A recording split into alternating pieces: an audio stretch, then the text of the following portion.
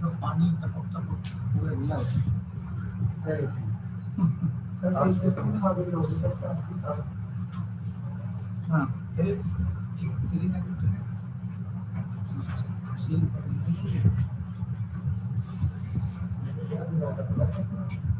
Sir Sanjay ने आपका ठीक है ना संजय आपका बता कि ना तो कोई कुछ जवाब नहीं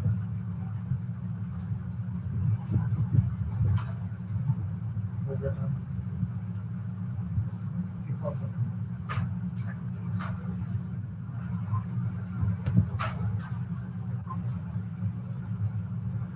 good morning to everybody. So now,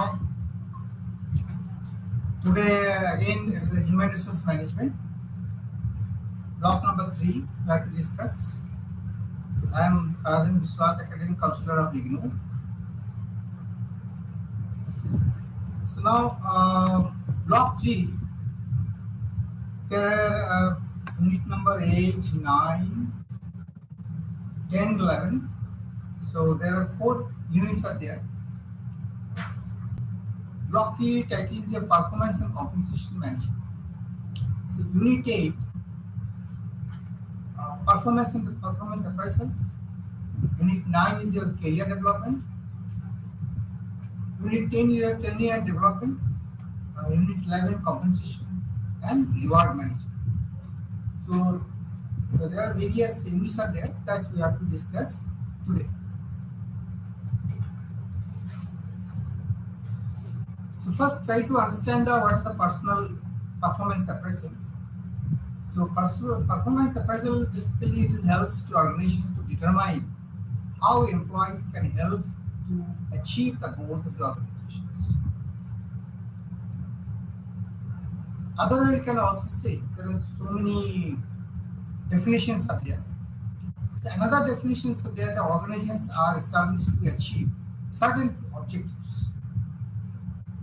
The achievement of the goal or the target depend upon the performance of the individual employees.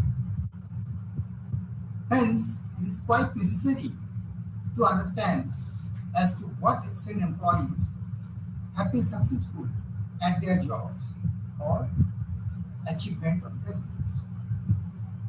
Means employees are working in a particular department and with a certain time of the 6 months or after 1 year, so it has to be evaluated how much he has targeted, has achieved or not, what about the goals and the jobs and tasks that's given, what are the assignment is given, he has performed or not.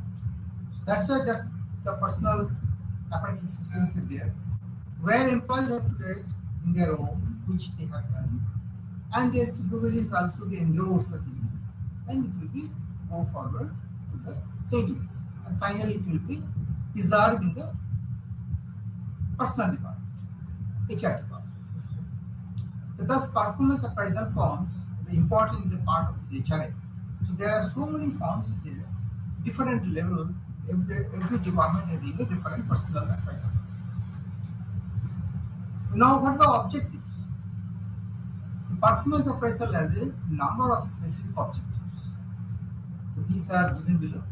Number 1 is to review past performance.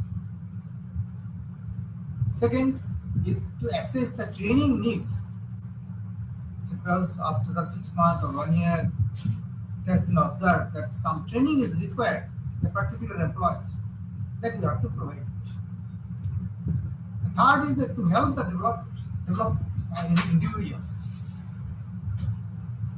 And fourth is you have to audit the skills within an organization, to set targets for the future performance, to identify the potential for promotions.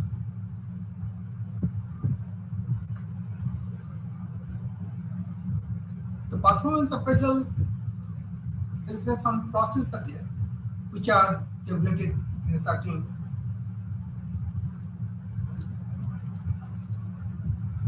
First is to establish the performance standards. Some standards should be there, or we can say different tabulated forms, part 1, part 2, part 3, part 4. This is the way. First part is for the employee has to write written something. Basically his name, when he has joined, and after that what are the tasks given, what the activities are given, what are the key areas that he has to write down. And the second part is a supervisor has to see all these things. But the first part is written by the employee, is it okay or not? So he has to authenticate. Basically, the second part is to authenticate by the supervisors. Yes, I have seen these things and what are the assignment given, the task is given correctly, what are the target he has achieved, what is written. Okay, so this is the way. And then finally, he has to give his own things. So measurement actual performance, then communicate the performance expectations, and then your comparisons between the performance in the set it and the standards. Based on this, you have to develop it. Then if any corrections, the corrective actions is required, if initiate the corrective actions required, then it will go to the establishment. So this is the way it is a cyclic order, the performance appraisal process are there. So first you have to circulate in the due course of time the performance standards, then fill some measure the things, what are the actual performance, then communicate the performance expectations. So this is the total process.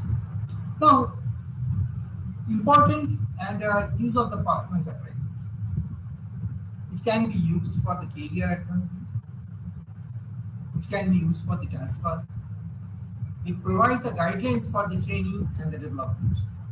And it encourages the employees to work hard.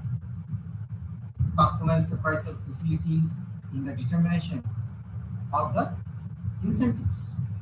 So there are so many things we are getting from these performance appraisal systems.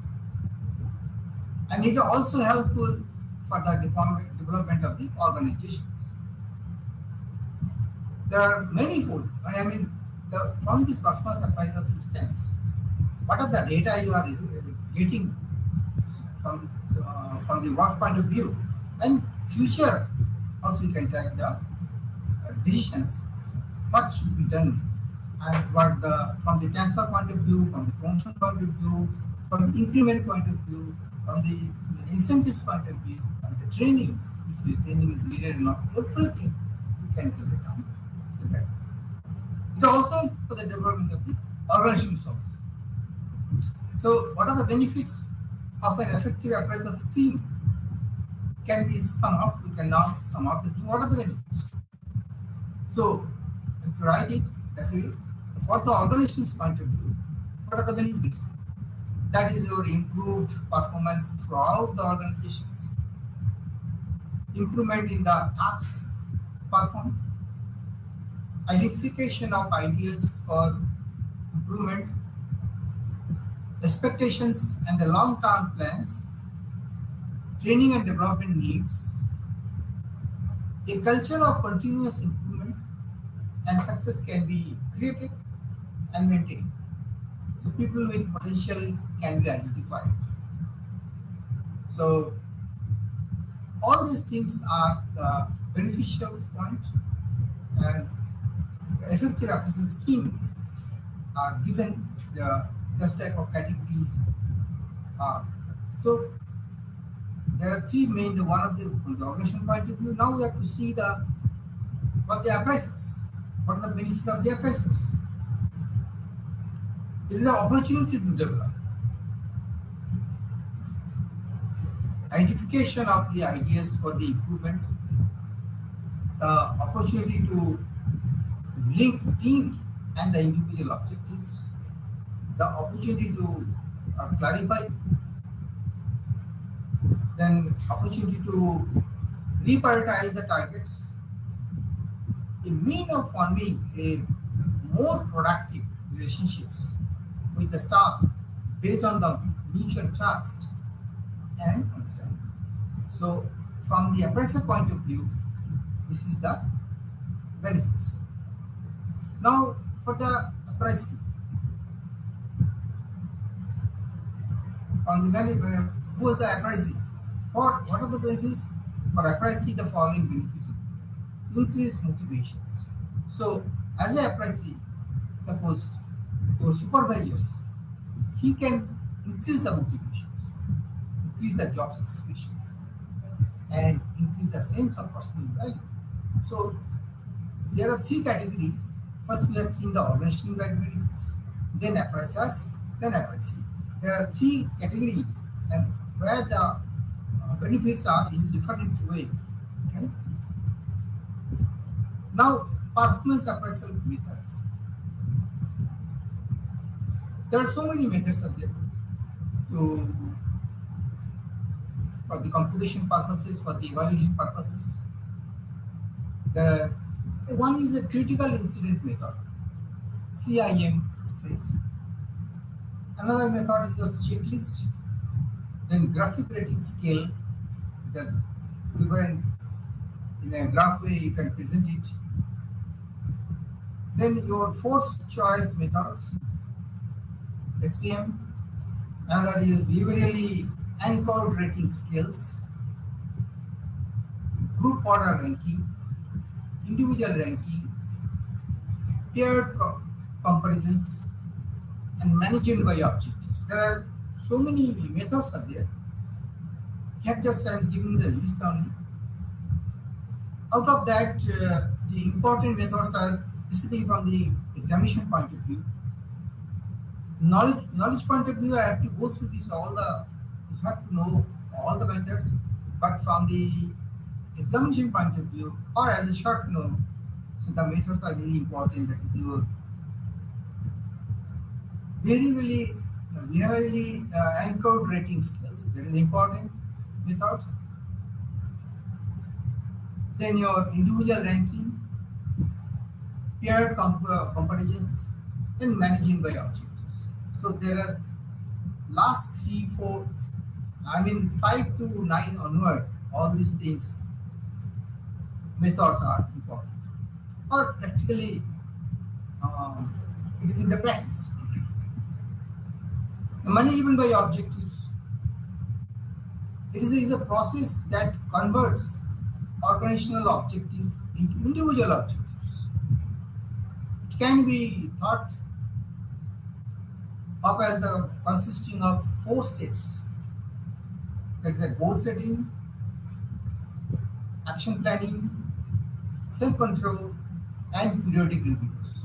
So this is the way that is MBO coming up.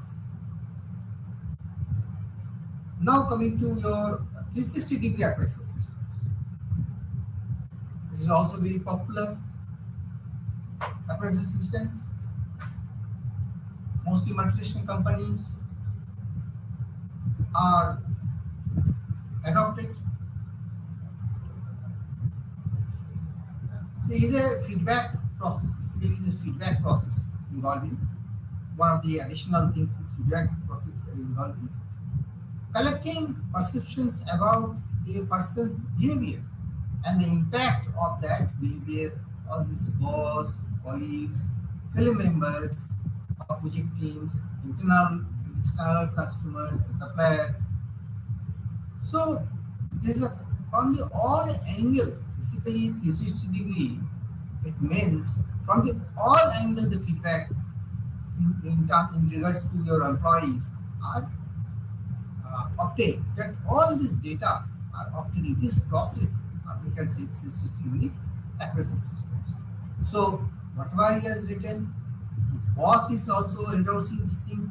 This is one of the feedback. Then the feedback can be taken from the colleagues also, from the team members, or the fellow members, or in the project teams. Then internal and external customers and the suppliers, from there also that feedback has to be taken by the management in this process. So that's why it is there is no angle are left out. All the quadrants first, second, third, and fourth quadrant, if you see, one of the quadrant is 90 degree. So fourth quadrant means total is 360 degree. So from the all angle, we are achieving the feedback. So that's why it is basically the feedback process involving calculating perceptions. And then finally you have to decide, yes, he is a best performer or he is a less performer, very good, good, excellent. You can declare it, and based on this, it may be promoted, it may be transferred, it may be getting another new project head. So anything can be, and then it will be justified also, because you are not uh, biased, or you have not a very not injustice to things. So the process is very popular and very effective also. So now counseling. I mean, the performance counseling is there. Suppose the performance is not in up to the mark, particular it has been observed. Suppose some of the employees are not up to the mark, so that counseling is may require. So the main objectives of the performance counseling is to help the employees to overcome his weakness and reinforce his strengths. Suppose he has not somehow the target, he has not achieved the target by the 6 month or by the end of the year, it has been evaluating, and it has been seen that he has not achieved some of the part of his jobs, or he has not milestone, or the milestone is fixed, has not reached. So then it has to be evaluated, it has to be inquired why he has not reached, what is the problem behind it, and then firstly the counseling is required, exact root cause to be identified, and help the employees to grow, to reinforce his strength. So in this sense, it is a development process. So you can say it's a development process where the supervisors and the subordinate discuss the past performance with a view to help the subordinate to improve and become more effective in future. So now it is clear, basically, when the performance is not up to the mark, so it's a duty for the immediate boss or supervisor, or from the HR persons or expert counselor. They can come up, they can come and sit together, discuss with the candidate, with the employees, and give some solutions. So career development is a function of the human resource management, which aims at providing the opportunities for people to develop their careers. So now this is another aspect of the career development. So where the talking about the development means, as an employee, he should know or aware, or he can be seen that okay, after 2 years, if I perform these things or if I do these things, so I will be the deputy manager, or maybe after 5 years, I will be the manager. So that career advancement, or basically your career development, that part is really required, so that you can get the opportunity. So providing, you have to aim for providing the opportunities for the people to develop their careers. So career planning and the succession planning are two major parts of the career. So within the framework, within the umbrella of career development, there are two things. So career development, we can say there are two parts. One is the career planning and the succession planning. There are two things. So there are two parts for the career development. Training and development plays a major role in career development. So another part is this is your training and development. It is also under the career development. So training and development plays a major role for the. So in this unit, that is the basically the career development we are talking about. Career planning and the succession planning will be subsequent. We can discuss. So now career development. So career is the viewed as a sequence of positions occupied by a person during the course of his lifetime. So maybe there are 20-year service in particular organizations. So he can before join at the time of joining, and then after that he can realize, yes, so if I stay 15 to 20 years, then I can become rich to managing director or maybe the executive director, I can reach there. So that type of career things are to the positions, what are the positions will be there, the sequence of positions are to be developed. Maybe suppose for example, assistant engineer, engineer, senior engineer, the deputy manager, manager, senior manager, then your group head, chief manager, like this way. Finally, the AGM, additional general manager, managing executive directors. Then slowly it will be your directors, and then finally chairman. So CEO. So this is the steps, the positions in the lifetime that has to be. This is we are saying calling as a career development. And in particular, all the organizations have a different development process. So career may also be viewed as a amalgam of the changes in values. So every positions have a different values. So attitudes and motivation that occur as a person grow older. Slowly, if you have experience and age-wise and the seniority-wise, so definitely your knowledge is also different, your attitude will be different, and your motivation will be different. Also, in a different levels, based on the different responsibility or things. So the curve should be upper directions. So now planning. Planning here actually is really different. Career planning is really, essentially means the helping the employees to plan their career in terms of their capacities within the context of the organizational needs. Development, what are the position as fixed, that is already decided. Now, to reach this position, some plan is required. How to reach these positions? Maybe in the manager post or maybe the chief manager. So you should have some of the plan should be there so that the employee can be easily can reach there without any struggles. So there are some sort of plan should be there. It may be training and development, maybe some of the reduction program, maybe some of the lot of programs should be there, but awareness programs, technology to be there, to upgradation of the technologies, augmentation. So a lot of things are processes. See, it is described as your devising an organizational system of career movement. What are the career movement and the growth opportunities from the point of entry of an individual in employment to the point of his retirement. So entry point is joining, and then up to the retirement. So through this way, what the way of plan the company has to decide that plan is.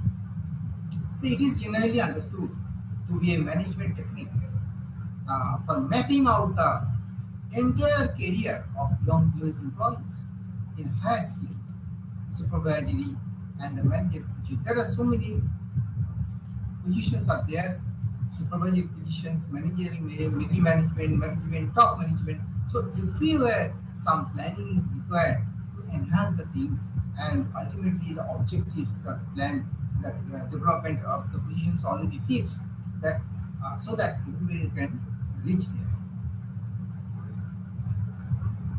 Now there are some components of the career development. Now here you see there are some the structure way the career development is there. There are two parts. One is your career development program, another is career planning for the process and activities. So first you have to list out what type of program you have. So program is basically your maybe internal careers, then career opportunities, and employees' need and opportunities. That keeping on view of that aspect, so your program has to be finalized. So it has to be first things you have to assess the things, and to what are the career internal careers should be, and what type of opportunities it is. Other way, you have to see the career planning. There are the process and activities are like this. Your organization's HR inventory.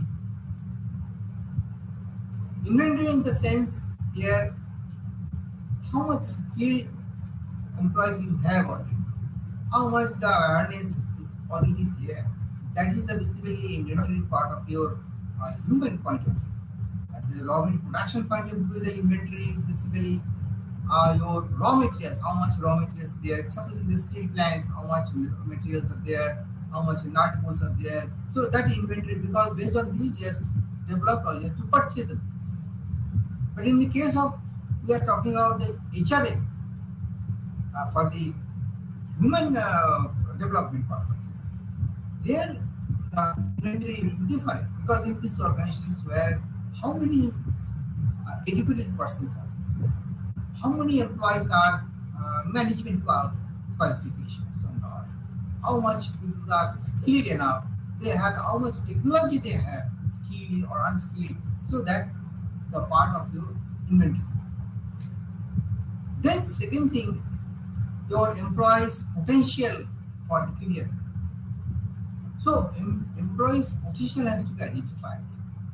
Career, your appraisal, your performance is performance appraisals, and your potential appraisals is different. Because performance appraisal means you have already given targeted, already objects is given, tasks is given, and he has performed, and he has success. That is one part. That means that is where you can say the performance. What are the performance he has? But potential is a little bit different. Talent, how much skilled he is there, how much he has developed himself, and inbuilt.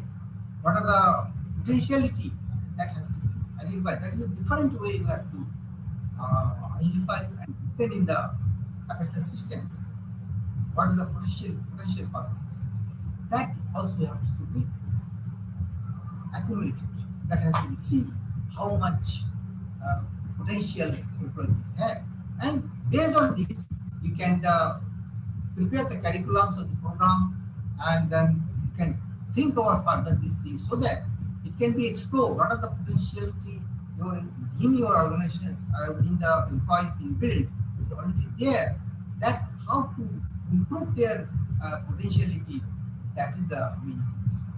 So that is one of the area you can see that for career planning. During the planning period, you have to identify. So how much potential already you have your organizations. The training and development program, that is also one of the aspects, because based on these things, you have to need for the training, you can calculate, and program can be prepared accordingly. Age balance and the career path, because the different age group people are joining. So some of the programs maybe you have to identify from 25 to 30, 35 years employees can be joined this program, or to adult program will be there, maybe a 45 and above up to the 50 age groups. There are different type of programs. So all these programs are categorized depending on the age also. So that is the way you can balance the age so that everybody can have a different career advancement programs will be there. So that we can have. And career paths will be there so that we can reach this path. Review of the career development path in actions, because once you have prepared all these things, that has to be audited, because the programs are really fine, okay or not, or it is really developing or not. So that's why some review is there. From the review itself, what are the loopholes, what are the problems, that can be, you can fine-tune the things, and accordingly you can proceed. Counseling, as I say, the counseling is really important, because if something are missing, because so that gaps, what are the gaps are there, that gap has to be filled through this motivations, and maybe some of the awareness, so some knowledge, what are the way you have to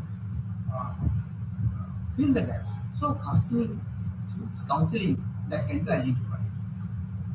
Now, limitations of the career. So everything are some limitations will be there. It is not easy to implement the career plan process in the organizations. As you see, there are a lot of things are there. As a human psychology, human uh, potentiality, performance are varying. Different situation are there. Maybe it doesn't mean, suppose for you cannot expect to this year these persons are performing very well. You cannot estimate or you can confident the next year also they will be performed as he has done earlier.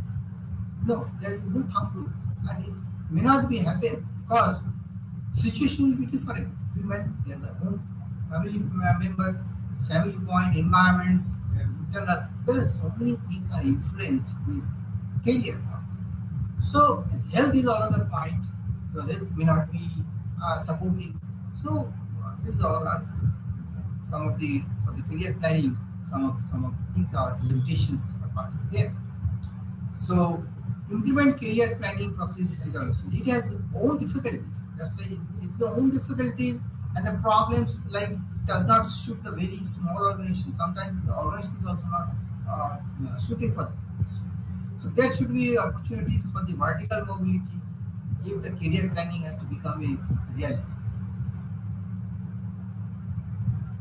So career planning is not an effective management techniques for a large number of HR who work on the shop floor, particularly for those who are illiterates. Just, just point to be noted, one of the things are um, the techniques for a large number of HR, and especially in the shop floor, there are labor class, these are the workmen are working, they are not enough literates, they are not enough knowledge about these things, and they are not educated in that. So then it is a problem.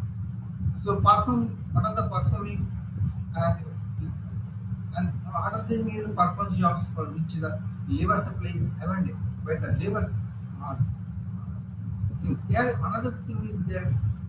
Uh, there are a lot of other issues are also there.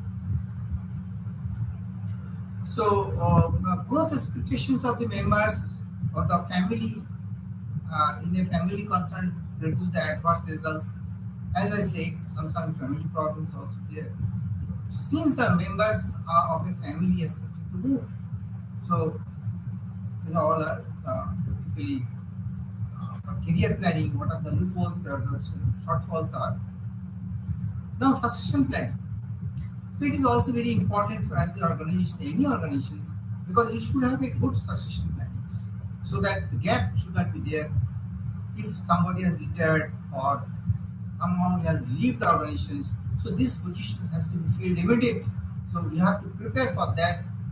If suppose, for example, if you know the some of the managers from the different departments are retiring, maybe within a span of 1 or 2 years, so about 4 or 5 top level executives are retiring.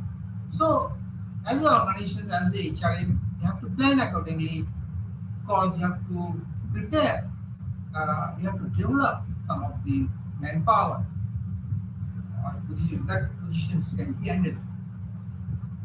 As soon as it has been retired from these positions clear, they can take it.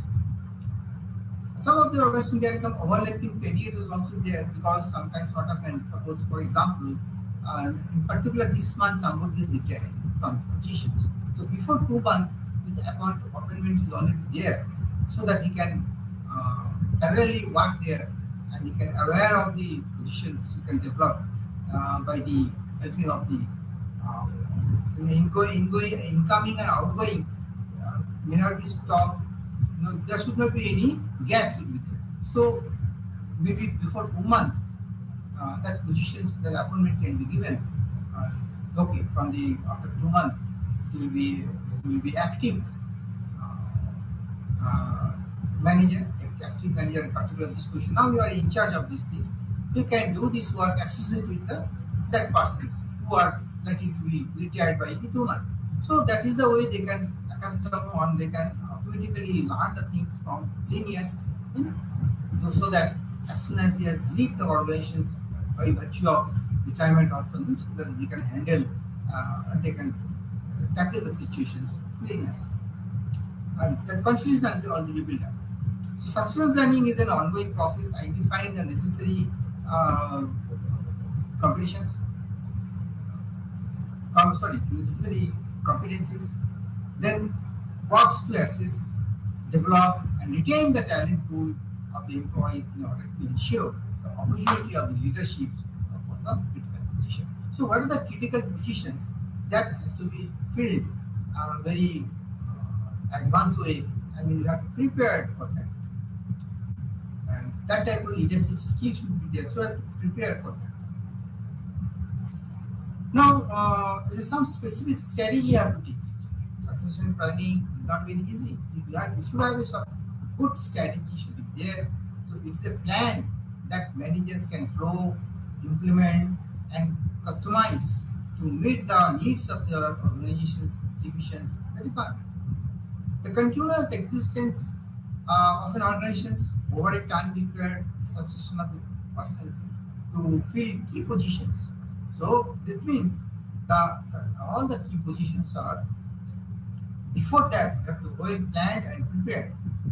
The purpose of the succession planning is to identify and develop the people to replace current incumbents in key positions for a variety of reasons. So, and then we have to discuss about the training. Now, training is the most important functions that directly contributes to the development of the human resource. This also happens to be a neglected function in most of the organizations, because most of the organizations are saying training is a waste of money. Training, because most of the companies they profit marketing, because you do the work, what are the output, sell it out. Means development part by this training, because they sometimes it has happened also, if you the nominate for the training purposes, so maybe 15 days, 20 days, he will be absent from the particular area. They have to take a leave for that. Then only you can join the training program. So sometimes the seniors are reluctant to relieve this employee, his assistants, his subordinate. He is not readily available, because he is always thinking, if I leave this subordinate, then for 15 days my work will suffer. Who will do this? So this is the way sometimes thinking, maybe the seniors are thinking, okay, better the particular employee who is not loaded enough, they are nominating the things. So there is another issues for actual need of the trainings are very important. So that's why it is written some of the here it is neglected functions. Sometimes training is a short-term process utilizing a scientific, systematic and the organized procedure by which the personnel acquire the technical knowledge and the skills for a definite purposes. So training are provided because of it to enhance the knowledge, skills, and for the definite purposes. So training is essential because technology is developing the continuously and at a fast rate. And it is also essential because globally the technology are really in advanced stages, and all the time you have to update your employees so that they can also work, the productivity can be increased. So there are some other reasons also for the which the training becomes necessary. That is the employment. Now various factors in the need for the training. For need for training, there what are the factors that we have to decide. So empowerment of the experience and the new labor requires detailed instructions. People have not to work, but work effectively with the minimum supervisions, minimum cost, waste, and spoilings, and to produce the quality foods and services. Because you see, here actually what to say, people. But what are the inputs? The motor should be there. Motor should be there. He can independently can work. Always he cannot ask his boss, please, sir, समझा दीजिए. Please, sir, I am not understanding the things. How to do it? So that situation should not be there. He can be able to work his own. He's not dependent on the things individually and independently. He can do this work. So that's why the training is required. Within the training, his confidence to be built up, and all the procedures can be described in such a way so that he need not to disturb the others, or he can be confident. So this is the way you can reduce the time, explaining time, and good quality work uh, can be expected from those who are already trained persons.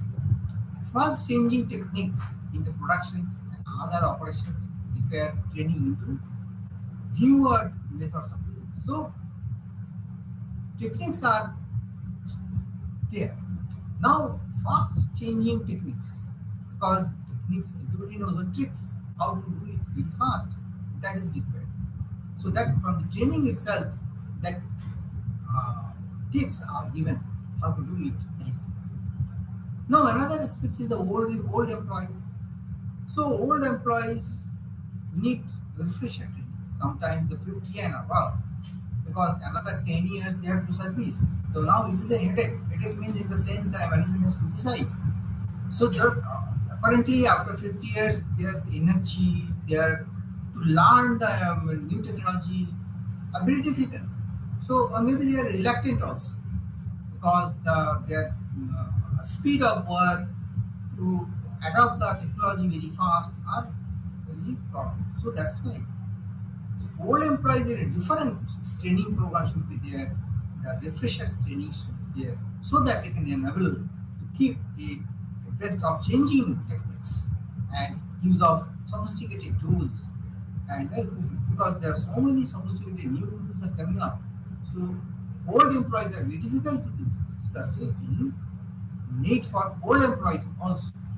So training is necessary when a person has to move from one job to another job, or transfer, promotion, demotions. Again, some training is required. If you send something with a promotion to somebody in a different field with a senior positions, so that time also some training is required, so that he can go there and independently he can work the things.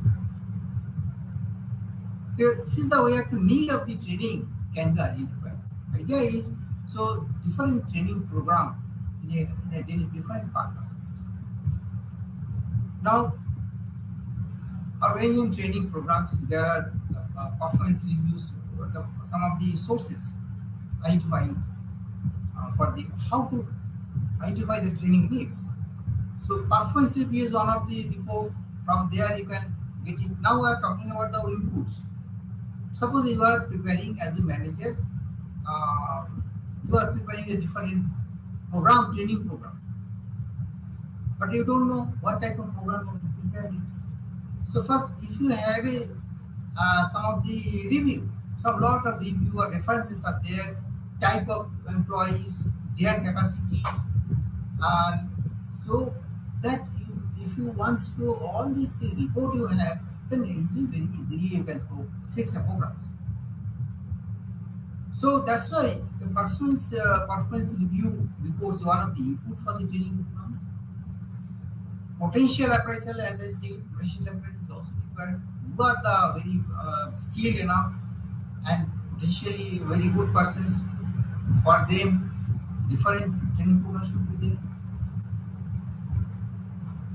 Then job rotations, that is also important, because how many times where they have worked and what they have learned, how many throughout the year, what are the departments he has come across and what are the he has learned. So job rotation is also important, so that he can learn. All training methods can be broadly classified. So what about the training methods? That's there are one job training, I mean the on the job methods, another is your offline job methods. Nowadays you see through the online also training program is there. So there is two types. If the remote areas, it is not approachable, they are not having a more time to come up in the cities and metros. So that time online training program is also there for conducted by the organizations. Rather than call them in the hotel or something in the cities. So what the field work to leave this field work and come for these things, it is a troublesome. Lot of time, money, convenience times are wasted. So that's why the online training program most of the companies are adopting so that they can perform better when they are working in this way. It may be in the morning time, it may be the evening time, or it may be in the holidays they can connect you so that the present work cannot be hampered and it will be not travel things. And in the free time they can have learn the new things also. So if you have realized that the training is quite a stupendous task, you see the level huge task, which cannot be done by single department. So you have all right to thinking of all the departments should have given requisitions. This my department is this. They are talented people. They are skilled. They have required more training program. Or this is the performance as deteriorating. So you will be nominated for this training. So departmental uh, things are also involved in this training program to give their viewpoints and finally HR can be prepared. So involvement is required.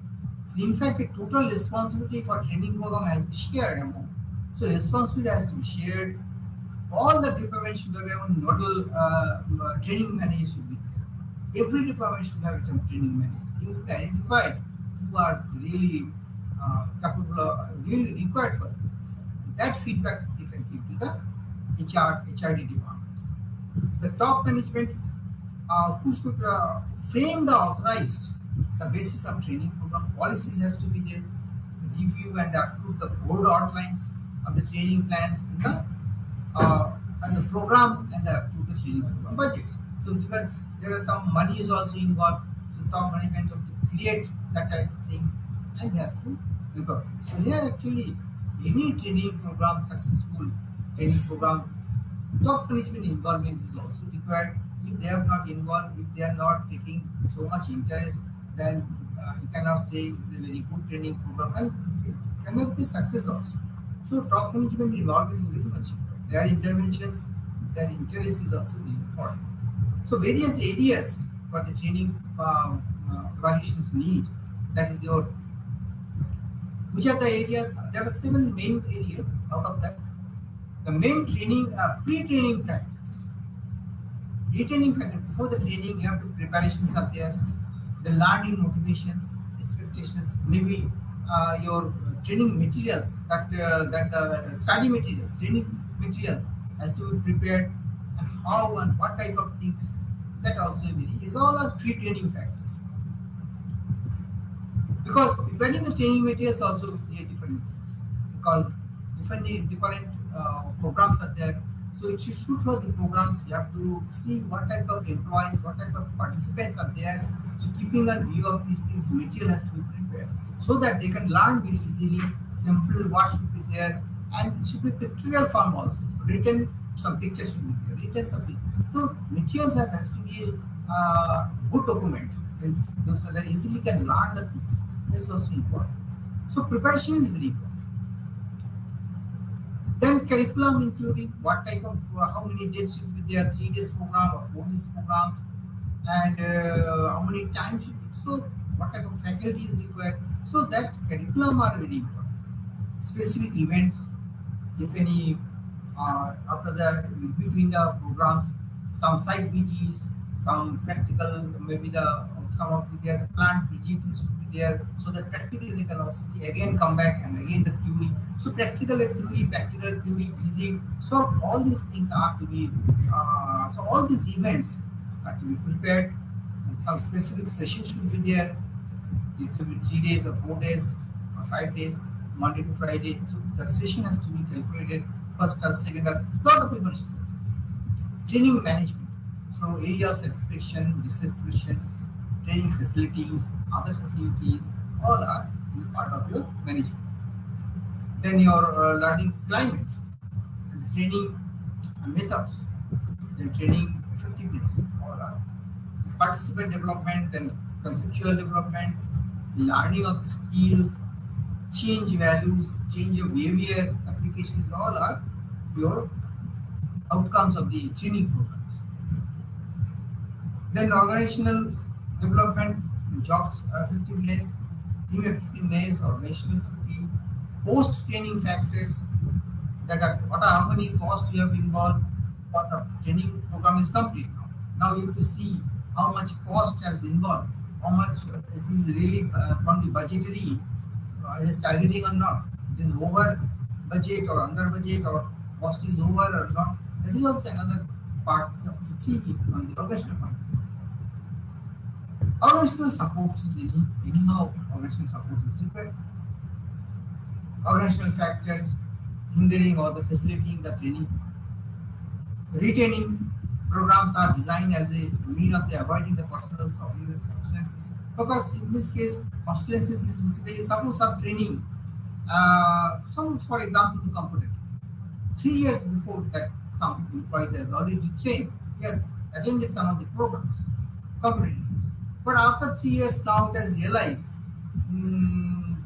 that computer training is no further is valid because a lot of changes are there. For example, now earlier Windows 7, now Windows 11 has come.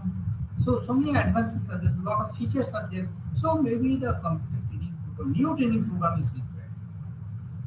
Even though you have to 3 years before you have attended some of the classes, but it's not sufficient. So that's why the retraining program is required so that they can have a rejuvenate in new way they can learn, and that obsolescence can be boring and advancement of the training that they can learn more. So you can avoid these things, avoiding their stagnation, their fatigues or obsolescence that can stop. Sometimes it is not also not in place. Another way you can say that suppose that window has changed. I mean the new computer set has launched. Everywhere it is augmented. I mean lot of things are newly installed, but there is no experience. Earlier experiences may not be fit for these things, computer operations. So you have to have it over the training. So it is a tendency of the individual worker to become outdated in terms of the jobs. So this is true of the employees and in the organizations also. So there are translating business strategy is also important, and your business strategy indicates the broad directions and the preferred way of doing so, and this helps us strategy formulation of the implementation practice. So all these aspects are required for you to give to formulate a good strategy. Now compensation is another aspect. Compensation package is important because salaries are DA, what are the basic pay, and your DA, what are the fringe benefits, what are the increments, bonus, gratuity, everything are, you can see it is a compensation package. The salary package. Normally you can just count much salary or pay package. But in terms of management terms, we are saying it's a compensation package. Means you have to how much compensation you are getting. This based on the work and money, job and as far as the job, what are the level you have, maybe worker, maybe the supervisor, maybe manager, top manager, job assigned, and how much package you have, how much salary you have. That is basically your compensation package. There are see all these things. Now it starts the incentives to motivate the employees to push forward, and they make, even in the compensation package there should be mentioned increments. After 1 year, this much information will be there. Is there the grading and the scaling is also important. So there are so many aspects of it. When the employees with the increase in the productivity, suppose your productivity is increased, so some sort of productivity link increment should be there so that they can motivate more. okay, if I increase my productivity, if my production is increased in the company, profit will be there. So I will also get a share of this profit. So that sharing part in terms of money or maybe some reward or appreciations also to be given. So that ultimately it's the for the motivation purposes. Then the compensation policy should be there to recognize the value of the all jobs relations and to take the account of wage rates paid by the companies as per the law, as per the labor law, company acts are there. How much minimum salary should be there is already defined by the act in the 1948. It has been there. The minimum wage should in time to time it is amended or revised also. So apart from that, how much you are giving extra? I mean, idea one thing. I can say something. The compensation package should be good. Not only that should be good, attractive, keeping in view of the retentions. Because if we not give a good package and in the market wise, then there will be a chance of turnover. I mean, there will be attrition will be more, leaving the employee will be more. So compensation package in such a way so that your employee can be retained, they will be happy enough, motivated enough, so that they cannot leave the opportunity. That is one of the as a good HR, I mean in the good HR, those who are preparing the policies for this, they are keeping in mind so that our employees should be happy enough, should not leave these organizations state.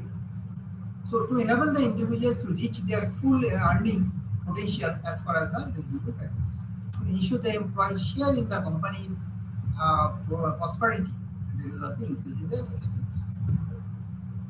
So then to enable the employees to earn the good and the reasonable salary, to pay the equitable sums, reward and encourage then your, because if it is not good package, it will discourage the things. So to encourage the employees, the incentives, initiatives, and some should be there. There should not be any discriminations. To discourage overtime working unless it is essential, because most of the cases the human psychology, suppose if he is not getting more money earning and it is required in this timely, so then we wait for the overtime. You slow down his work intentionally so that he can get the overtime, and so that same job is what is working by the help of this overtime also. So if you have a good compensation package, you can avoid the overtime also. So this is also essential to see the factor also. Now the reward system is there because you say whatever you are doing the work, reward should be this.